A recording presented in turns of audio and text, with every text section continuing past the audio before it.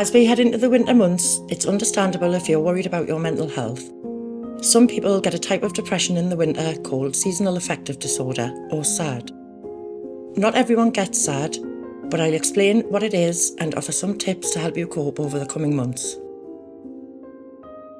Seasonal Affective Disorder, or SAD, is a type of depression that usually happens at the same time of year.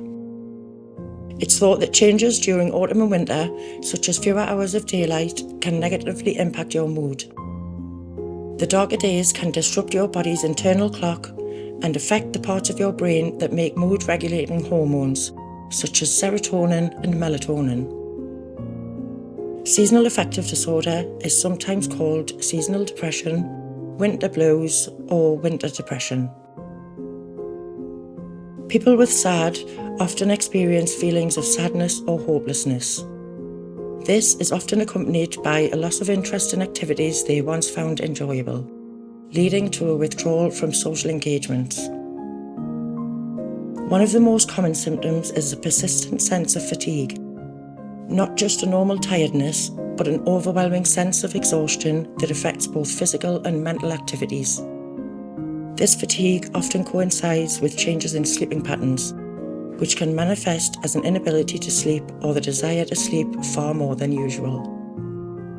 Appetite changes are also common, with a particular inclination toward craving carbohydrate-rich foods, and this can sometimes result in weight gain.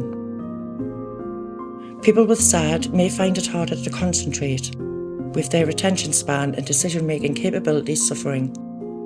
They might also exhibit signs of agitation or increased anxiety, feeling more restless and tense than is typical for them. The intensity of these symptoms can range from mild to severe, and they can significantly disrupt a person's daily life and overall happiness. These symptoms often get better during the spring and summer months. It's not completely clear what happens when you have SAD. More research is needed so that doctors can direct people to the best possible treatments. Some people find that light therapy helps to ease their symptoms. This involves using artificial light box to mimic the effects of sunlight during the darker winter months. You can buy a SAD light box or SAD lamp to use. However, you should speak to your doctor first for advice. Other treatment options for seasonal affective disorder are the same as those used for other forms of depression, such as cognitive behavioural therapy and antidepressants. There are some things you can try to help yourself with SAD symptoms. Even if you don't have SAD, these tips can help you look after yourself during the winter months. If the decrease in daylight hours is affecting your mood, try to make the most of them and get outside when you can. Even a cloudy day will provide your body with the light it's craving. So whether it's the first thing you do when you get up in the morning or something you fit into your lunch break, wrap up warm and head out into the great outdoors. If you work indoors, try to let as much sunlight into your working environment as possible. Open any curtains or blinds and sit by a window if you can. As well as making your environment bright, you could also try bringing the outside world in with some indoor plants to help you feel a bit closer to nature. It's important to eat a healthy, balanced diet to make sure your brain gets everything it needs to function properly. Try to eat little and often and drink enough water throughout the day to help keep your brain energised and hydrated. Doing regular physical activity can help with low mood as well as improve your physical health. The National Institute for Health and Care Excellence, NICE, recommends exercise for depression because it can help with mental well-being. Exercise can also help to improve your sleep. So, getting outside and moving if you're feeling low might just help to take your mind off things and lift your mood.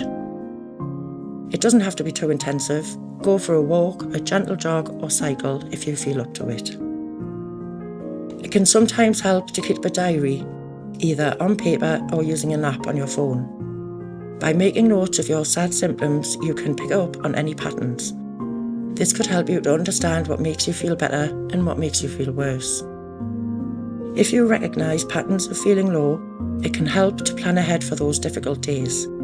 This might involve stocking up on things you need and freezing meals in case you don't have energy.